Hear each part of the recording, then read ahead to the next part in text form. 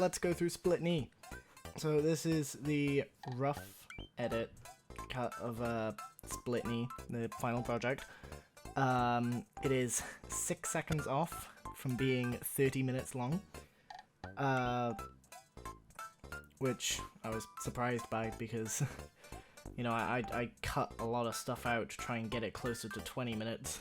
You know, it doesn't really matter, my audience wanted 20 to 30, so giving them 30 is fine, but ideally I wanted a bit closer to 20, just so it's not as much to do. But yeah, once I got back with all the footage and put it all in this timeline, it ended up being 30 minutes. But we're gonna go through it, we're gonna have a little look. I'm gonna explain some things that I plan to do in the next edit, because this is by no means done. Got, you know, no color grading on any of the clips. I mean, perfect example there, green screen needs work. You know, music isn't quite right, clips aren't cut right. There's sound levels all up and down. So yeah, this is very much not final. This was just an edit to do so that the movie was watchable, and kind of lays the foundation for the second draft, which is where color grading and more precise stuff will come in. And that's the cut that'll end up being screened to an audience. No one's gonna see this, other than, I'm assuming, examiners. So, let's start with the title sequence. It's ripped straight from a previous project. I had this idea months ago, months before the final project even started. So when we got the brief for the title sequence in November, I was like, right, okay, I can make a title sequence for this movie. And that's what I did. So then when it came to editing Splitt Knee, I could just throw it in. So here it is, pretty much unchanged. I'm not 100% sure about if in the director's edit I will do a change on like color grading for these clips, because I don't know, I find it to be a bit off, especially in contrast to, you know, it was a very nice day here, and, you know, it's practically snowing here. Not that I can get rid of the snow, but, you know, this is a very cold tone. So if I can change that, I might, I don't know, I'm gonna wait for feedback for that, because, you know, my audience might watch this and think this is fine. So, yeah, and then we get to this bit. If I play this, it's very distracting. It's hard to show. There's like a single frame when there's just a black square around where the portal is. That obviously needs changing. I don't know why I didn't change that in the title sequence.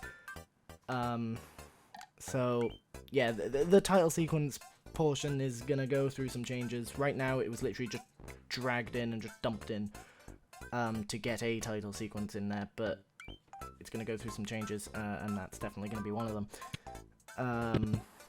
But anyway, yeah, this all fine. We see Raph at the portal, then the actual title sequence. Some names need to be changed. Kate is spelt wrong. I didn't know at the time. It's Kate with a C.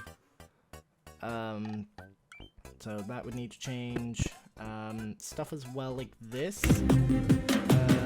Connor's name ends up panning to the left quicker than Lauren's name, and I find that quite distracting.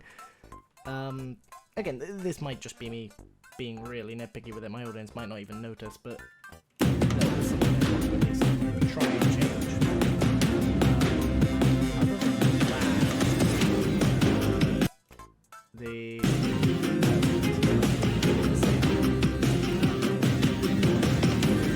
Nigel Farage, unfortunately, isn't in it anymore. There's also a few more names.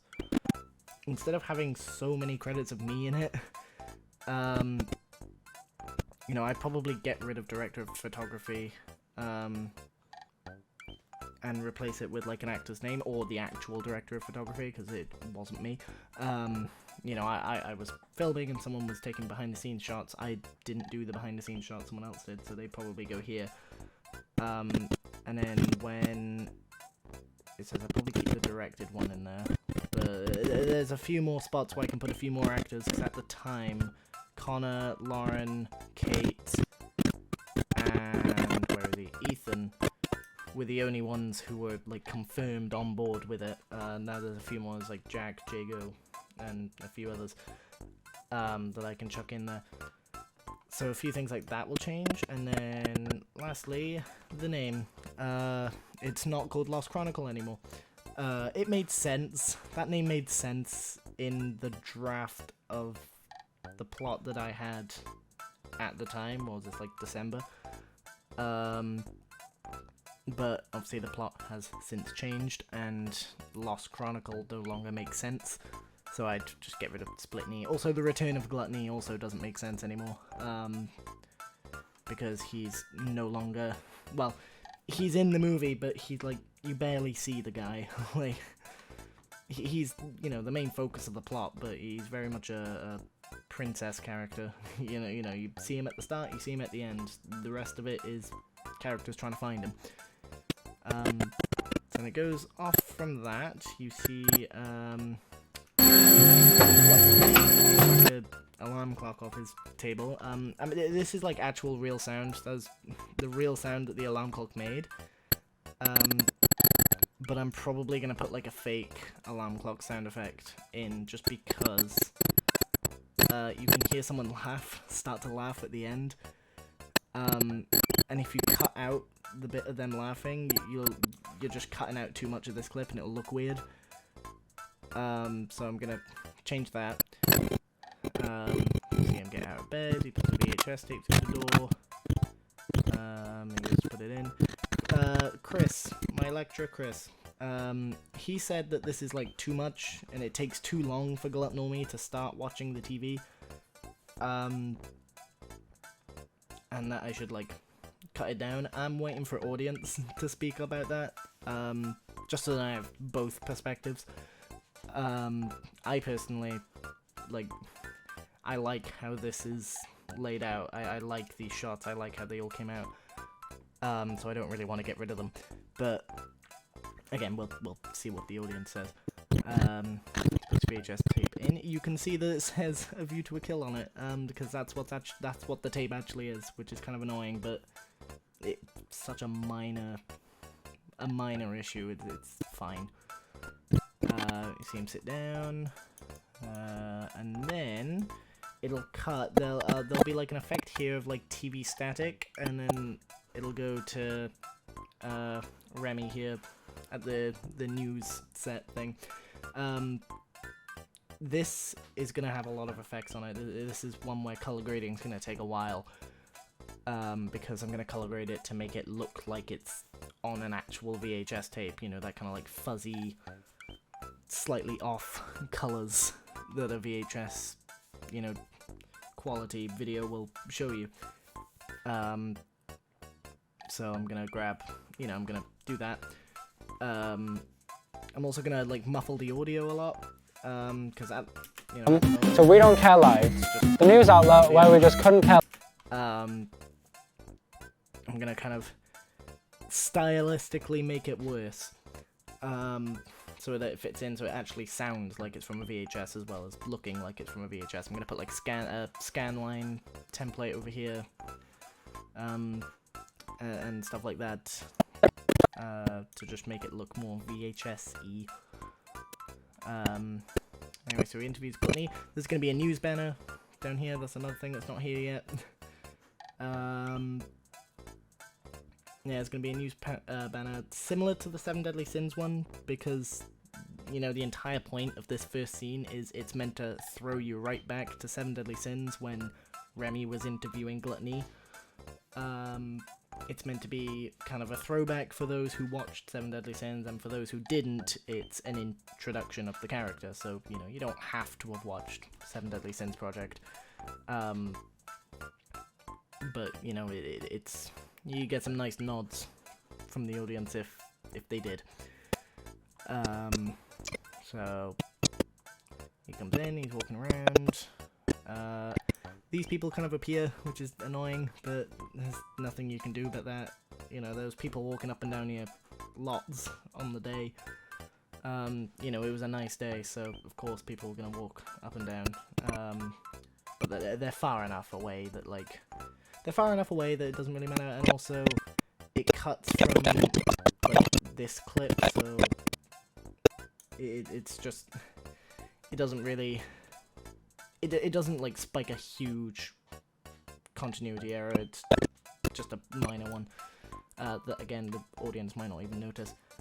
We see Glutnormy react to the TV, you know, because the audience at this point would be being like, oh wait, it's played by the same actor, and he's basically saying that, he's saying, oh, you know, this guy looks like me. So we go through the interview, talking about how much he drinks. He says a line here that that the audience liked a lot from Seven Deadly Sins. So people who watch Seven Deadly Sins are going to be like, oh look, he said the funny. And then we see him crying, eating a red velvet cake again, nod to Seven Deadly Sins. You know, I've tried to cram as many references in here as possible, right down to like the outfit that he's wearing. Glutnormy agrees. Then we have Greedy, who this is very much like the same as the Gluttony interview, just with Greedy this time. Talking about how much of a hoarder he is. He falls over. I shot these ones handheld. This as well as Gluttony wandering around days. I've lost my... Just because it seemed... It then feels like there's, like, you know, a news, like, journalist or something just, like, catching them in the wild doing, you know, whatever they're doing. Just adds to that kind of immersion.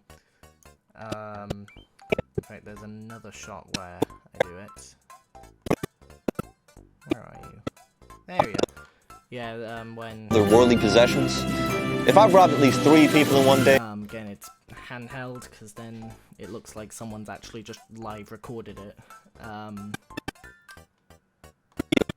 we see them continue to talk. Greedy looks to the camera, because he's talking to the audience, like his audience, not my audience. Although I guess it's both the same. Telling them about, like, I don't know, something along the lines of it's okay to mug people. Then they wrap up the news interview. There'd be like a little like ad here for the Twitter account that this guy has for his news shows. And then Glutnormy's like, oh, these guys look like me, I should probably go check that out. And then here, when it comes to black, it's going to be one last credit of edited by me. So I'm going to take that out of the title sequence, I'm going to put it here. Just so that the title sequence is all about hyping up actors as much as possible, and then this one credit here is just like, oh, by the way, this guy made it. Just because I feel like when it comes to the audience and what the audience look for, they don't really look for who edited it, they more so look for who's in it. Anyway, so we see Glutnormy walking around. He trips over nothing because Glutnormy's kind of meant to be a bit of an idiot. He arrives. We have bottles and such everywhere, meant to suggest that Gluttony was here for a while after he was done filming. And then here, oh, hello, here is going to be a portal going into Raph's castle. So Glutnormy's kind of looking around for clues as to where Gluttony went, and then he sees a portal and he's like, oh, he probably went in there. Not there yet, but it's basically, I use these like sticks as like a frame of like the portal is going to cover the sticks, or like a fallen down tree or whatever it is, as like a reference for myself as to where the portal's actually going to be. So he goes in, It's gonna fade to white here, transitioning between this shot and this shot, as like a, oh look, he went through the portal thing. Again, we're gonna see how well that comes out in the next cut, but I think it should be fine. So now he's suddenly in, you know, Raph's castle. You see it there. So he goes in, he walks into this room, and then the color grading here is going to be quite dark, especially as he comes into this room, because this is like a serious moment. This is where the villain is introduced. This is where the plot kind of really kicks off. So he finds a bunch of suspicious-looking papers of, you know, Raph wanting to kill Gluttony. He goes through them, and then we have a kind of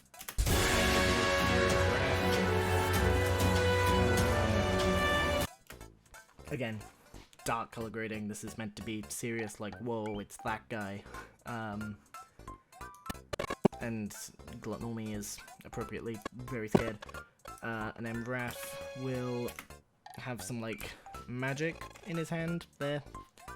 And he'll just poof, like that, and knock Gluttony out. And it'll cut to black like that. And then it'll slowly fade into here, into this kind of void area. Again, you can slightly see the green screen. I'll edit that out. It is possible to edit it out with the footage I've got, because I did test it when we were actually in the studio. I just haven't done it here because, again, that's what the next edit's for. So he's asleep, and then he hears kind of an echo of someone calling his name. Gluttony! Like that. And then he suddenly wakes up, and he's like, oh, where am I? And then we see, at the moment, a much worse green screen situation, but again, fixable.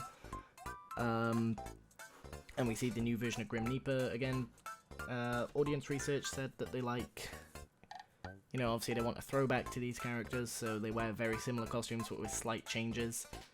So like, Gluttony's got a new beanie, Greedy's got new glasses, and I gave Grim Reaper, well, I didn't, Ethan gave Grim Reaper a little granddad cap, because he's meant to be more of a grandfather to all the characters now, compared to, you know, in Vanish at the Dark, where he barely spoke.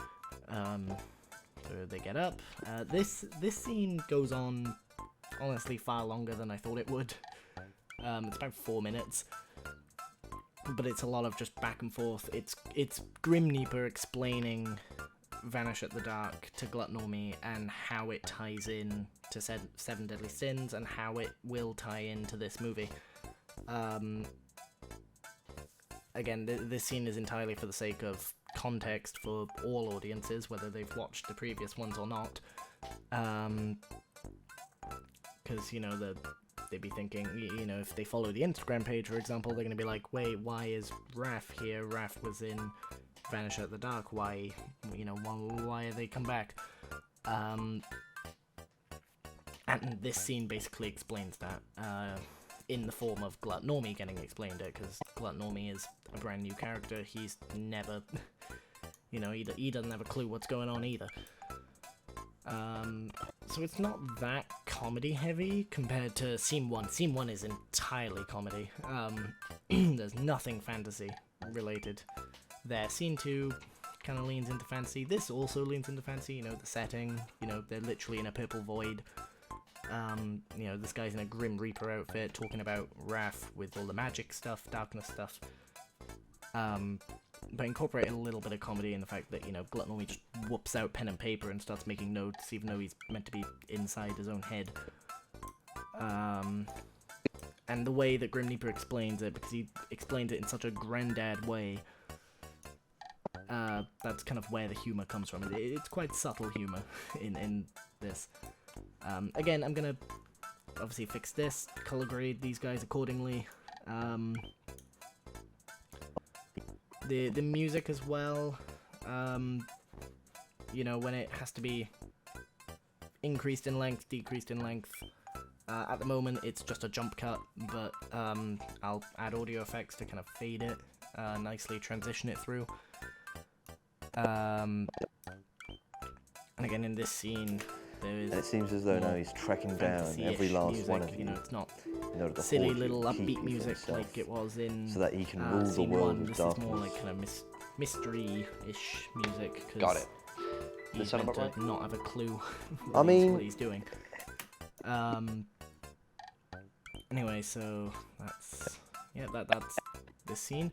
There's an issue here. We accidentally cut off the green screen a bit. But that can be fixed with just zooming it in slightly. You know, just ever so slightly, so that little bit on the top is gone. So then it cuts to Remy's house. Now Remy's meant to be like mad obsessed with chess. This is where the chess project gets a throwback, because Connor, the actor, was in the chess project. So I made his character love chess as like a, oh yeah, you know, that makes sense. It's also kind of like slow, kind of relaxed, classical, well not really classical, but like classical-ish music playing in the back, because Connor's meant to be a very kind of chill, old-fashioned guy, you know. He plays it with his dog, because, I don't know, it's just like, right, you know, we've just had a 4-minute long, almost entirely fantasy-based scene. We need to ramp up comedy again. So, made it so he plays with his dog. Again, color grading is going to be important with this, just because, like, the contrast in light between, and also the light, like, goes up and down there. That's an issue. Anyway, so yeah, it goes from, like, pretty dark here to very light there, so I'm gonna have to change that up. There's a doorbell sound effect that is, if I play it way too loud... Oh my god. Yeah, it's far too loud. So that's one of the audio levels that are going to be adjusted. So he comes out, he talks, Glutton Ormy's at his door. You can see that it's raining, but honestly I'm not that concerned about it, because it, in my opinion at least, doesn't ruin the scene at all. Again, we'll wait to see what everyone else says. So yeah, they're just chatting. Glutton Ormy's trying to get Remy to go on board. Remy's being really, you know, stubborn about it, going no. Anyway, eventually convinces him, and we cut to the beach. They go to find Greedy before they do Gluttony, because they're like, oh, Greedy might know where he is. So it cuts to the beach. There's a few establishing shots of the beach. Specifically, this one is a very similar establishing shot that I did in the Beach Clean project. It's meant to be, again, a very subtle reference to that. It's on the same beach. It's got the same cliffs. It's just going this way. It's going left instead of right. It originally was going right, but it looked odd when this was going right, and then that one was also going right, so I reversed the clip, if I can show you. Yeah, I reversed the clip there, just so it looks a bit more natural and less weird. Anyway, we get a shot here. Starts on the floor and lifts up to reveal these guys, and then we cut to Greedy digging up his canned meat. This is a bit, again, if I was to film this shot again, it's a bit late in the project to do it now, to get everyone all the way down there just to do one shot. I would have liked if these two kind of walked in from here, but it's whatever, they didn't. It doesn't throw anything off, it just looks a bit weird. Can't really do anything about that though. So yeah, we see Greedy again in his new outfit. He's got new glasses, he's wearing heels now, because there's a punchline with these that comes in later. So they're questioning his love for canned meat. Then Greedy's like, yeah, sure. He also explains briefly what happened with gluttony and wrath and all that. I don't make him explain the entire thing again, because otherwise we'd have another 4-minute clip on our hands. So, yeah, they're just talking.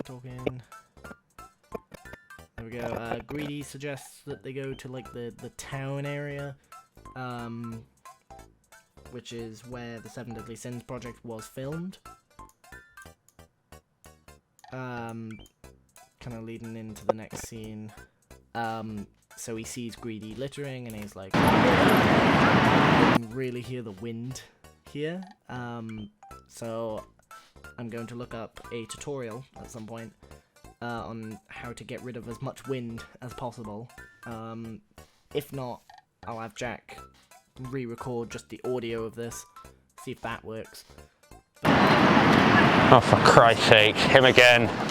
Nobody It's fine, aside from him being there. litters on my damn beat. But again, it was a nice day. We were down the beach. It was Easter holidays as well, so people were bound to be at the beach. Anyway, Greedy reacts, and he's like, you know, Greedy obviously knows him, because Greedy has a horrible reputation for littering, because he hoards so much stuff. He's explaining that to the guys, and then they're like, right, okay, damn it, plan's ruined, we can't just walk into town now with this guy chasing after us. So they leg it, then there's the punchline. On the one day I choose to wear... I wear heels, because everyone knows it's a struggle to run up the beach in heels. You see, again, with these, like, gunshot animations, tried to track them to go, like, on the barrel. Like, really look closely at it, you can tell it's a bit off, but in the moment, it's fine. Again, I might mess around with them, might make them a bit, you know, smoother, a bit better. So they're running, Greedy, and then they question what they're gonna do. Greedy says they're gonna steal a car. So then we cut to Amy If in her car. So she's listening to that, and then 3D comes along, and these guys, they know each other, because obviously Greedy was mugging Amy If at the start of this film, and in the Seven Deadly Sins film, he also mugged her there. Wow, howdy. So, Didn't think I'd mug you again. Introduces himself again. Greedy's meant to, like, have an interest in Amy If, despite the fact that he's horrible to her. I mean, I'd rather you didn't, but what's up? Well, you see that? He explains, hey, there's a guy chasing us.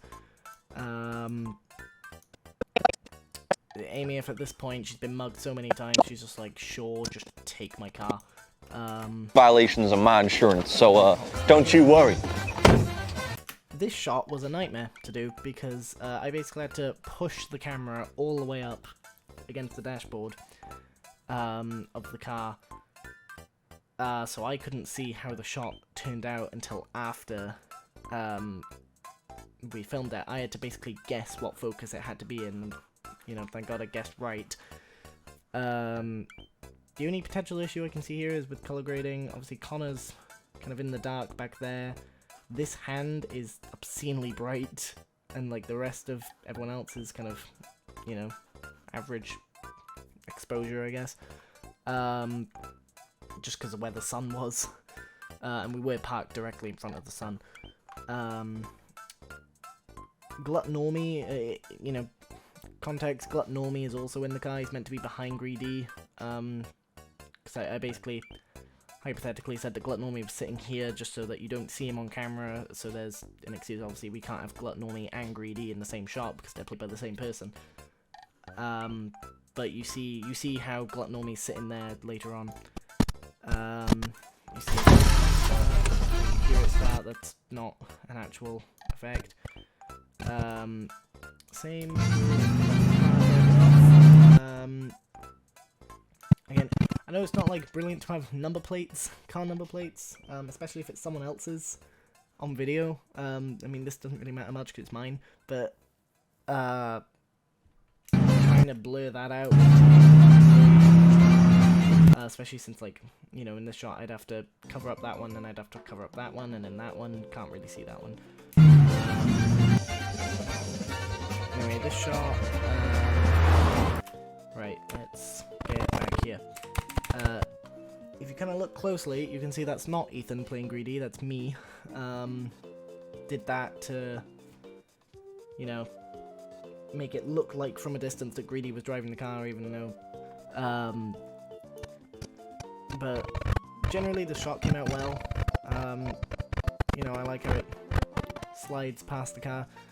It's a bit, like, jumpy, I guess, you know, the speed of the pan is quite inconsistent, but, again, it was the best we had, so, this character get away. Oh, for God's sakes, they got away again. Here I was able to cover up number plates just by framing the shot very precisely. You see, we're in a different location now.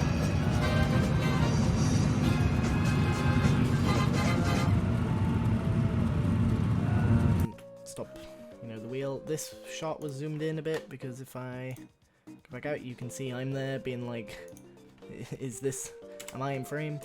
But again, just zoom in a bit and it looks fine. Any like imperfections with a lot of these shots that you'll see, honestly a lot of them can be fixed with just zooming in, which I'll do in the director's cut. But, so we're back to, we're doing dialogue in the car now, which was a bit awkward because I was trying not to shake the camera too much because it's not meant to look like it's handheld, but at the same time, you know, we weren't going to drag a tripod in there, and we didn't have a gimbal, so... I think we lost. But I think it came out alright. This is a bit dark and kind of grainy, and you know, it's just filled with a load of browns and blacks in terms of colors, which I don't want. And in color grading, I will change to be a bit brighter, not too much brighter, because this is meant to be kind of a negative event for Gluttony. You know, this is when he gets booted out the car. But I will change it so that it's a bit brighter, because, you know, this looks like a straight out of like a drama series, and it's, you know, it's a comedy film. And also the contrast of going from dark there to bright here, because Amy F is by the window. So anyway, the talking, Amy F kind of has a flashback to the, where is it? This one, yep. The Splitt remake project that we did, because Amy F kind of gets a flashback, oh wait, Gluttony actually gassed her that one time, in her car. So then Amy F is like, wait, you know, why let this guy back in? Connor's character is also like that. So they end up kicking him out. Greedy kind of provides comedy for this bit, because he's like, oh, you know, I may mug people, but murder's where I draw the line. So anyway, Gluttony's panicking. Amy F boots him out the car. These were actually two separate takes. They were not meant to be, you know, the act of Gluttony being thrown at the car wasn't meant to be two shots. I was just kind of going through them, and I think I had just this one on the timeline, and I was like, this looks weird, you know, need a different kind of angle as well as, you know, this, but I didn't really want to get rid of this because this was fine. So I kind of found this one that we did and put them two together, and I think it came out okay. Here's where we have our first big continuity error. Gluttony suddenly loses the jacket. Again, can't really do anything about it now, because pretty much none of my actors are available from now until the deadline. He also changes shoes, which I didn't realise. But we're gonna have to deal with it. So Gluttony's now on his own. He's like, you know, how do I get these guys back? He hears Basby in a corner, and then sees Basby. The music here.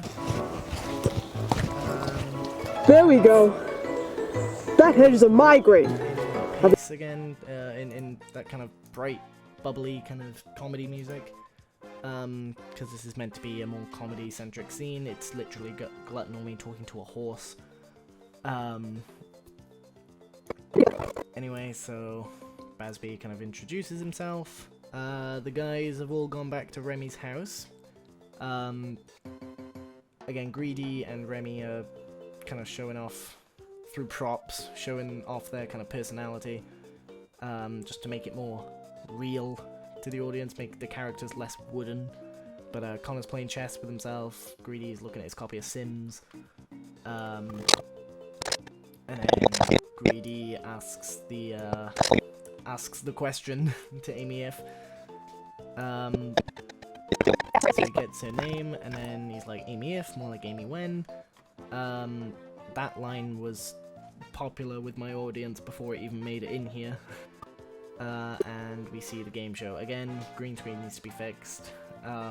This was the one that was done in the Gul'Sign green screen, which I was told by lecturers that it was going to end up an absolute disaster if I tried to film in there. And then Chris was like, film in there, have it go wrong, and then that's a problem for you to solve. But I filmed it, and like yes, it could have come out better, but it came out fine, honestly. You know, again, once you do like, you know, once you clean up this stuff, which you can do, because again, I did it on set. Like it's fine. You know, it's perfectly fine footage. It's not the best, but it's the best I could get because Jago, the actor behind Bazby, they had a lot of stuff coming up, you know, with their course, their college stuff, which meant their availability was really kind of in the way. So I couldn't get them up to Seahawk, had to settle for Gul'Sign, which honestly I'm fine with doing, because again, came out okay. Glut Normie though, I was able to get him to Seahawk, and even though there's a big grey square, which again, I can take out, his stuff looks fine other than that.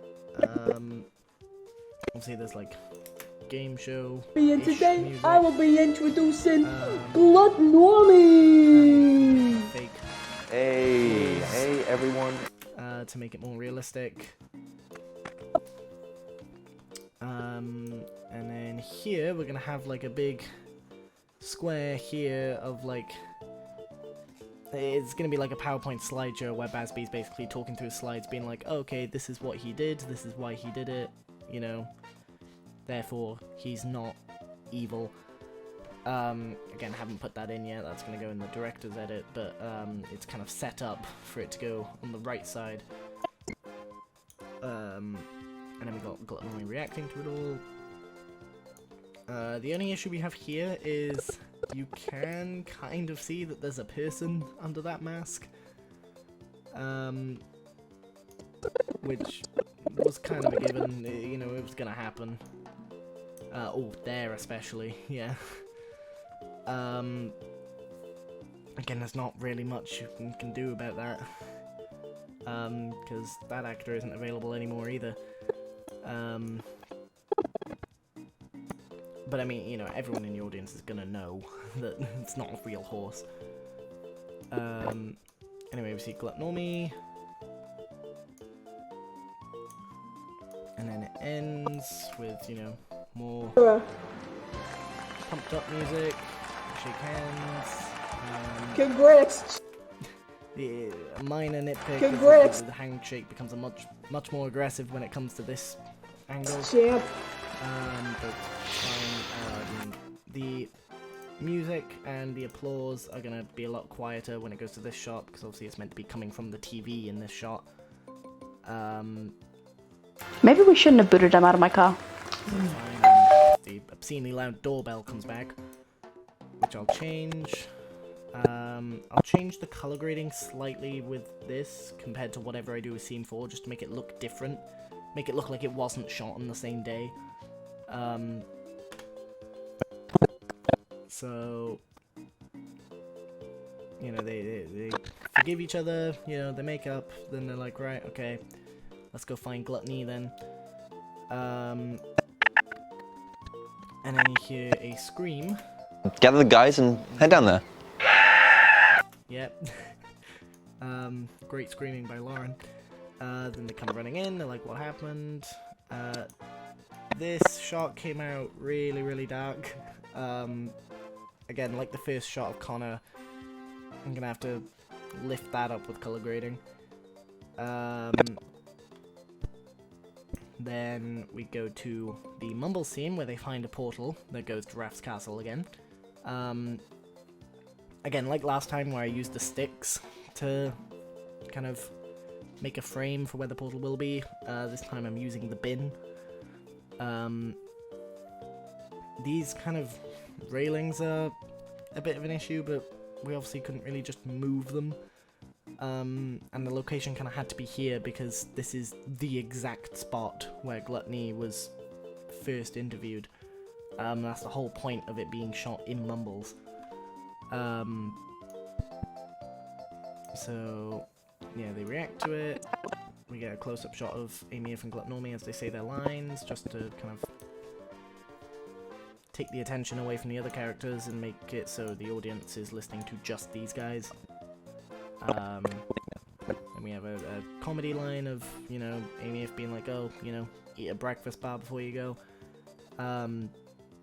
Again, the comedy from this point forward is more so just serious scene, and then someone kind of breaks the seriousness with something stupid. Like this, where they're like prepping to go fight Raph, and then Lauren's just like, hey, have something to eat.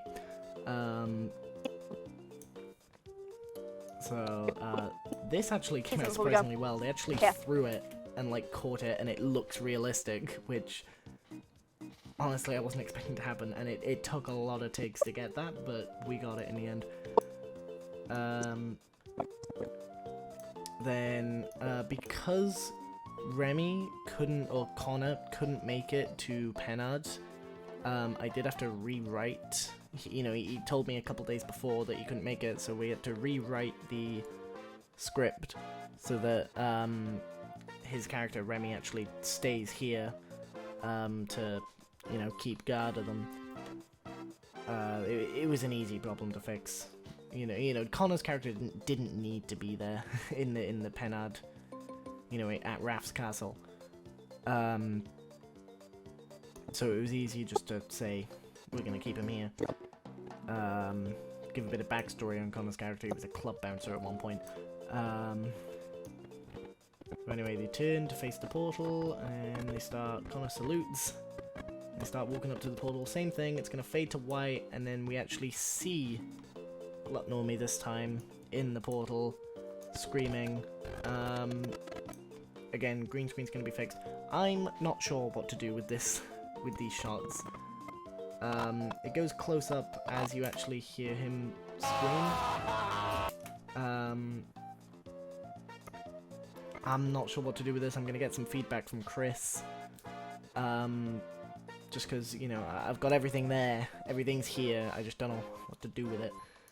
So again, before the film is screened to the audience, I want that sorted. Anyway, they appear here again. They get up. Ethan makes a joke about his knee splitting because it's called Splitt Knee.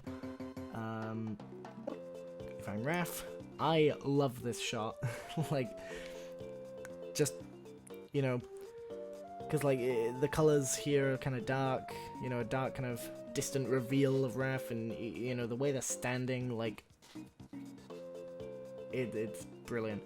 Obviously gonna have to tone down the colors here because it's all bright and colorful. Looks like a Teletubby set here, but then here it's all dark and appropriate. Get a close-up reveal. It's very rocky. Again, we didn't have a gimbal. At this point as well in the shoot, the camera batteries were starting to run out, so we were kind of, not in a rush, but we were pushing to, you know, move. You know. So anyway, reveals Raph. Face is still kind of covered, which I like. you know, even though if you've watched Vanish at the Dark, you know exactly who this is. For those who haven't, it's still a nice cover-up of like, oh wait, who is this guy? Anyway, so Gluttnormy's confronting them, they're like, yo, and then they bring up this kind of white ball that has Gluttony and Greedy in it. Again, this needs work, especially with color grading. It does look like they've just been slapped on here. So that needs changing, that needs sorting out, but it should be fine. Again, gonna talk to Chris about this to get this stuff kind of sorted. Raph talks about their plans. Gluttnormy's like, no, we're gonna kill you first.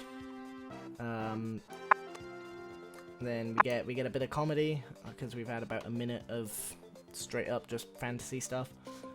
So we have, you know, Raph asking who Amy If is, because Raph obviously knows who Gluttnormy is, but not Amy If. And then Raph does their version of Amy If, more like Amy When, and they say Amy If, more like Amy Was, or like they could, I don't know, they say something along the lines of like, get out of here before I change you to Amy Was, basically threatening them. And then the music, right, the music here, Amy Was. this kind of like ambient background sound music I want throughout all of this scene, but if I just repeated, like, I think it's up to here, if I just repeated this bit, it sounds weird. It sounds really weird. It gets really, really repetitive. So I think I'm gonna have to find some other kind of suspense ambience to put in there. But anyway, Gluttnormy asks Grim Reaper for a hand. Grim Reaper's like, no, you know, what am I meant to do? Grim Reaper hands him the magic power that he promised a while back. Again, the kind of like tracking of the effect on his hand isn't perfect yet, and on the actual VFX themselves, I'm gonna use a color matte to kind of create a reflection of the light of the color of the VFX so that it looks more realistic and again not just slapped on. So yeah, Gluttnormy's talking to Grim Reaper, and then Amy If throws Gluttnormy a sword. Then the fight starts, and you can tell like the music really ramps up. I hate how that zooms out to become bigger. I think what I'm gonna do in the director edit is have the fireball as it goes up, it get bigger as it goes up, so then there's no need to do that. But again, that's how it is at the moment. He summons a phoenix. It's meant to be a throwback to Vanish at the Dark when Grim Reaper did the same thing. Then Raph's just like, oh, it's another one of them. Shoots it down. Again, this is meant to rotate. It's meant to be like facing upwards because Raph is shooting upwards. But haven't done that yet. Then just gets rid of. These are actually two separate effects. This and this. But when it's actually in motion, you can't really tell. I think I need to get rid of that in like the last few frames. But Gluttnormy's like, oh. I swear that Grim Reaper says he swears that happened last time. happened last time. Then we go through a sword fight, which is actually a lot faster paced than I thought it was. It's still not super fast paced, and I would have liked if it was a bit more choppy and a bit faster, but like it's pretty good the way that at least in my opinion, it's pretty good the way that there's obviously going to be sounds. There's going to be sounds here of like swords clanging. Because if I use like the actual sound, not only was there lots of wind, but also these are just plastic, so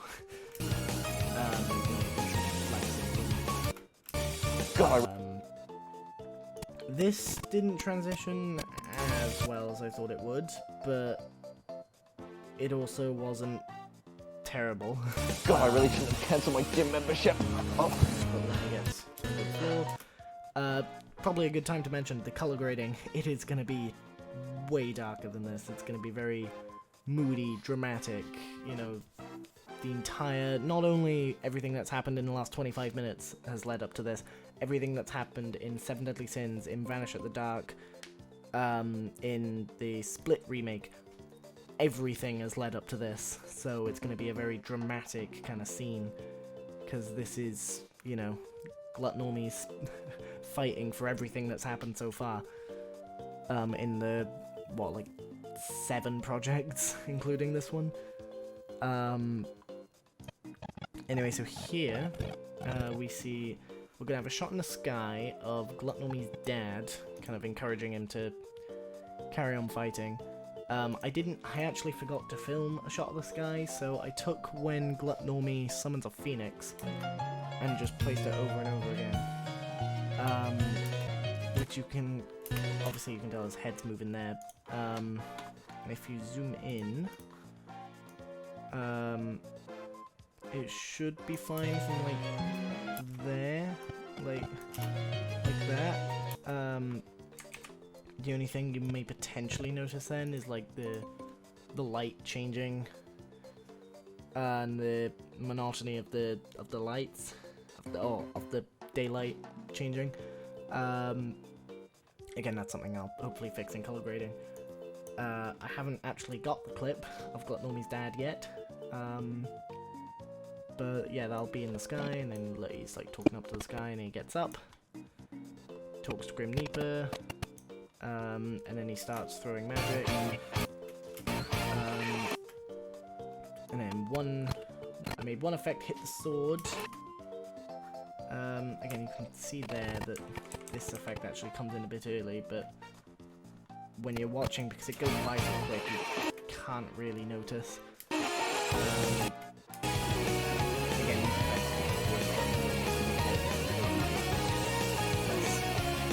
that's obvious that they would just paste it in. You see here, the effect hit the sword. Very quick. Then it zooms out, see him grab a sword. Grab Raph. At this point, it'll fade to white as well. Just so it transitions to scene 9 easier. Because then the first shot you see in scene 9 is Gluttnormy kind of looking back and then reveals Gluttony. He's rescued Gluttony. Gluttony's here. Gluttony's back. He puts his hand on his shoulder, says, "Thanks, chap." And then he turns around. Again, this clip isn't cut properly. He's meant to, like, immediately turn around, not have a second where he's just standing there. Gluttony! Anyway, everyone's excited to see each other. Greedy's back with Amy F. Then it's Gluttnormy and Gluttony talking. The only time in the entire movie where these two versions of Gluttony actually talk to each other. Then Grim Reaper's like, you know, we're on a time limit here. You know, everyone's gonna fuse back into one person again soon, so make it quick. This is very much meant to be like the dramatic ending scene. You know, they kill off Gluttony at the end, even though the movie's all about him. Grim Reaper's explaining why this is gonna happen. It was this shot that the last battery died on. It died about 4 seconds after she finished her line. Because I was gonna do another take, just, you know, just to be safe, just do at least one take of everything. We only had one take of this because this, I think it was like just before the second take started, it died.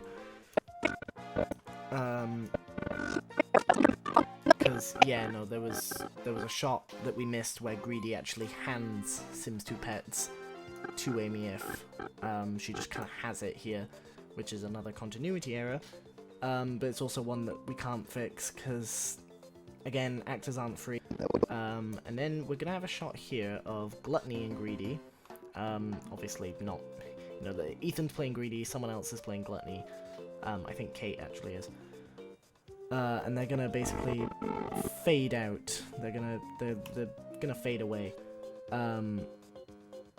Not completely, because I can't, because this isn't like green screened in. I do in here, not in there, in here, I do have some backup green screen shots to use if, like, I haven't tested yet to see if these work better or if this works better. Again, I'm gonna go through that with Chris. But for now, this is the last scene where they're I'm gonna kind of color grade like a kind of bluish tone on them, like a very light blue-ish tone as they seemingly fade out, and then it will fade to white, and then we're back down at the beach, specifically the beach that Gluttony was on in Seven Deadly Sins. Gluttony's like, right, well, you know, what do we do now? You know, he set out, he achieved his goal of saving Gluttony and Greedy. You know, what does he do next? Remy asks if he wants to hop onto oncoming traffic as, you know, one last comedy gag. Because we've had a very fantasy-heavy scene here. And, you know, I kind of wanted to end it on a comedy note. You know, it started as a comedy. Well, after the title sequence, it started on comedy. I wanted it to finish on comedy as well. With fantasy stuff all being throughout the middle.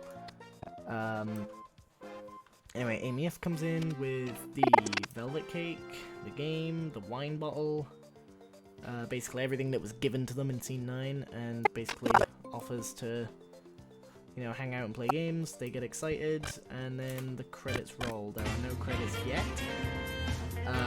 but they'll be added in the direct cut. The music, at least, for the credits is here. It's kind of upbeat, jazzy kind of stuff.